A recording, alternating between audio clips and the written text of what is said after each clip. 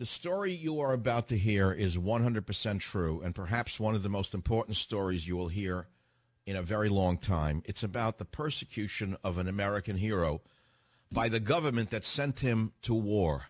His name is Lieutenant Michael Behenna, who was sentenced to 25 years in prison for doing what he was sent there to do. Finally, they've released him, and he's going to speak to you, the American people, right here on the Savage Nation. Lieutenant Behenna, first of all, I want to thank you for the service to this country. I don't know who else can say it for the way I feel. What they did to you was so crazy. Michael, welcome back to the real world. Dr. Savage, thanks for having me on. So can I ask you something? Is your release temporary or is it a permanent release? What have they done? Well, what they've done is they've released me on parole. In the military system, since my sentence was 15 years, you do a third, you're eligible for parole after a third of your sentence. So a third of 15 years is 5. So I completed my 5 years. I became eligible for parole, and then the Army granted me parole. But can they revoke that patrol for make-up reasons or what? Well, they could. If I violated parole, I have a parole officer right now, so there are stipulations that I have to follow. If I violated those, then yes, they could. Well, let me be clear. I don't want to put you in any jeopardy by talking about your case on this show.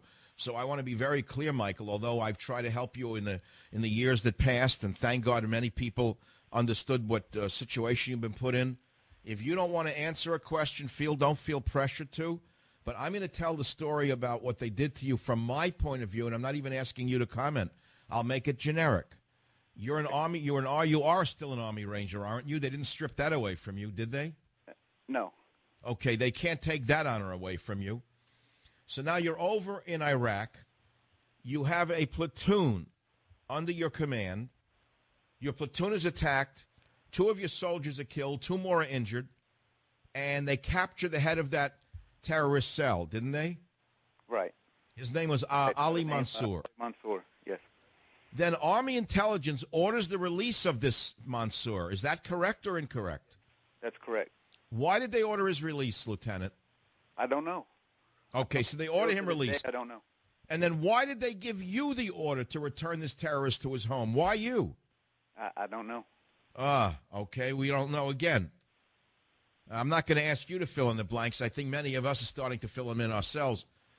You're returning him to his home. You ask him about other members of the terrorist cell. You ask who's supporting him. Mansour attacks you. You fight for your life, and you kill the terrorist in self-defense.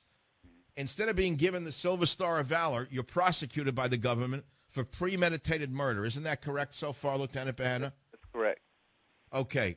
And you're given 25 years of a sentence or 15 or whatever?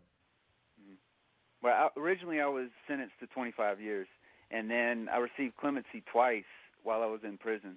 So that's how I ended up with 15 years. Oh, my God. What a miscarriage of justice, in my opinion. And all you were trying to do was act to prevent further loss of life for your other platoon members. I don't understand how these things happen, but I'm not surprised by anything that happens in a government bureaucracy. You were kept in Fort Leavenworth. Isn't that true, Lieutenant? Yes, sir.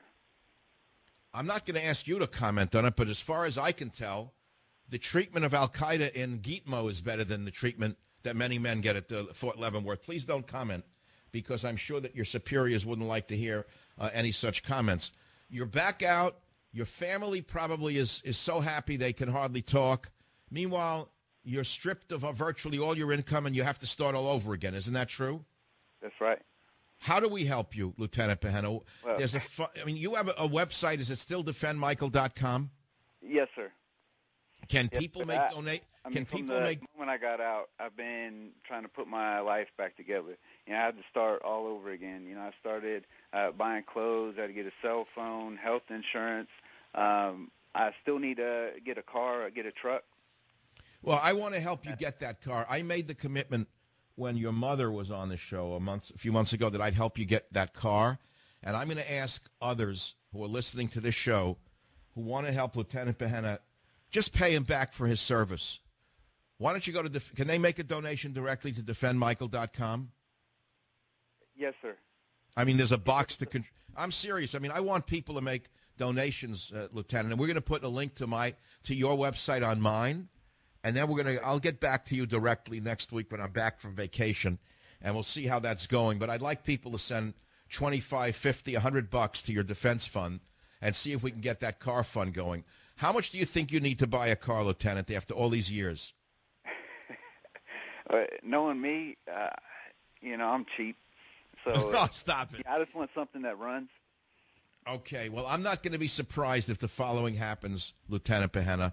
My feeling is that there are people in the Savage Nation who own a car dealership or who own a company and have a car. I wouldn't be surprised if you don't find one of them donating a car to you directly. But as I say, give me a week or so to get back to you on this, because if they don't help you or there's not enough money contributed, I'll make sure that you get that car. I'll do it myself. Okay, Dr. Savage, thank you very much. Now, you've already done so much, you and your listeners. I mean, I don't have to tell you, but, I mean, you've raised over $100,000 for my defense.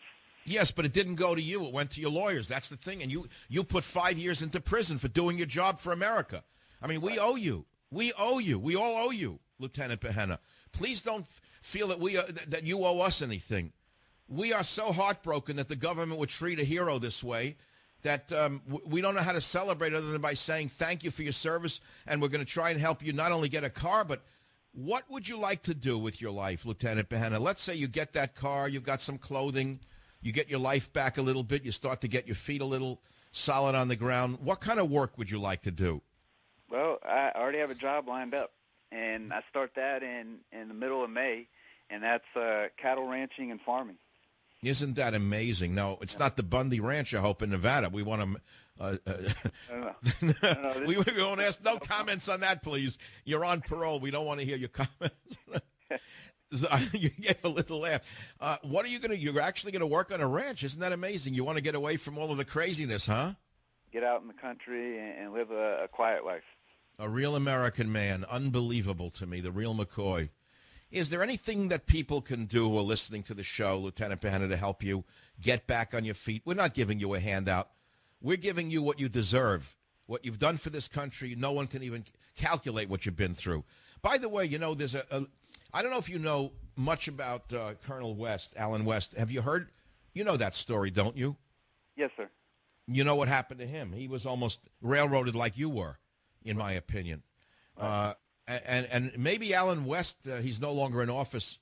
We're going to get him to meet you and help you out and such like that. When do you start your job? Can you tell us which state it's in without being more specific? Yes, the job that I'm going to have is in Oklahoma. It's in northern Oklahoma. And like I said, I start that in the middle of May. Isn't that wonderful? Yeah. Is there anything else that you need right now, Michael, besides a car? What else do you need? Well, me personally, I don't need anything else. But what I want people to realize that are out there listening is there are still others that are in Fort Leavenworth for similar type offenses or alleged crimes that I was convicted of. There are still guys sitting in Leavenworth for charges, murder charges. You're going back to the Iraq War? Iraq and Afghanistan. Oh my God! And you're such a soldier. You don't want to leave any man behind on the battlefield. That's what I'm hearing. I would advise you not to discuss those cases right now on the radio, because I can guarantee you that somebody will use it against you. But we heard you. We hear you. Who did you use as legal defense? Was there an organization, Lieutenant Behenna? For legal defense? Yes. Did you have a corporation? Was it an organization, rather, that helped you, or an individual attorney? There was an individual attorney. I had an individual attorney that helped me out through my trial and then my appeals. Okay. The reason I ask is maybe we can find later on, I'll have you on when you're feeling up to it, to get something going for the other guys who are still sitting there in that dungeon. And I want to ask you some personal questions. How's your mother doing? Oh, she's doing great. She I don't know if she enjoys it, but I mean, she cooks for me almost every night, and yeah, I'm enjoying it. Well, she's a wonderful her person. And my dad also. God bless your parents. They're so wonderful, not only for having produced a hero like yourself, and I know you won't call yourself that, but for standing with you every day of the lives of those 5 years. I can't imagine the hell they've been through. But they're wonderful, wonderful people, and you're blessed. I'm not going to ask you the next question because it may not be the answer I expect to hear, but is that certain person who was with you in the beginning still there for you? Oh, Shannon? Yeah, Shannon, I talk to her just about every night. Isn't that amazing? She's out there in California, and that's where she works. And I still keep up with her. You know, like I said, we talk every night. And but I assume that you no longer have that special relationship. Is that correct? Not like we had, but because if I keep this up, you're liable to get. If I keep this up, you're liable to get 12 proposals from Savage Nation women listeners who want to, go out with you. Be careful. be very. I mean, some of them may be perfect for you. I don't know, but I'm not a matchmaker, Lieutenant Behenna. Be careful with this audience. You never know what they're liable to do for a real conservative man in a world filled with wimps. Right.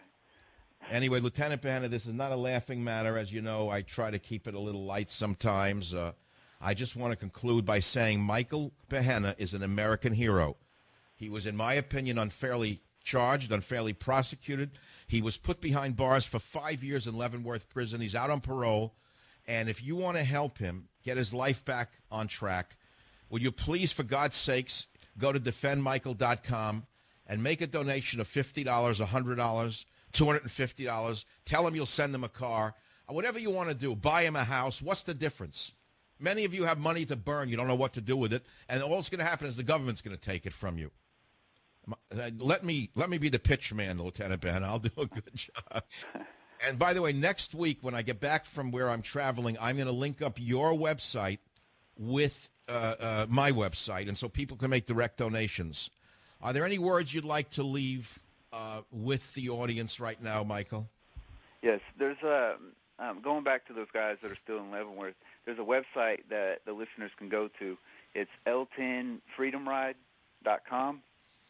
Is it Did you say L10freedomride.com? Yes, sir. L as in the letter, L as in the letter L and then the number 10. Yes. Okay, I would advise you, and you should speak to your attorney, to limit the discussion of that incident, I think, at this time to just what you said.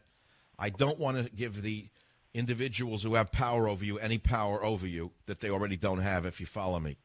Okay. Yeah, but they can go check that out, and they can read each individual story about the inmates that are in Leavenworth. Okay. Okay. I hear you. Yes. No, I understand. You're a stand-up guy. The first thing you want to tell the audience is about the other guys that are in there, in your opinion, unfairly prosecuted and incarcerated. I get it. I hear you. I know what it must be like to even to live a day in bondage. I can't imagine it, actually. Lieutenant Michael Behenna, all I can say for myself and the millions of listeners who have heard about your case, I want to thank you a million for all you've done for this country, for the service to the country, for the service to America, and, of course, for joining us today in the Savage Nation. Listeners, go to defendmichael.com. And, Michael, let's try to get you back on in a week or so and find out how the donations are coming. Okay, that sounds good. God bless you, man. Thanks for being with us. It's 47 minutes after the hour. You just heard from Lieutenant Michael Behenna after 5 years in Leavenworth prison for a crime he didn't commit, in my opinion. It was a miscarriage of justice from the get-go, from my opinion. It's something that went on under Bush. It didn't happen under Obama. And yet things happen to people that you can't imagine. He's out. He needs your help. Would you please, for God's sakes, how about not going to dinner tonight in a restaurant? How about taking that $50 and sending it to defendmichael.com? You'll feel better eating leftover bread, sending him $25, than you would eating a meal that's only going to make you sick anyway. I'll be right back.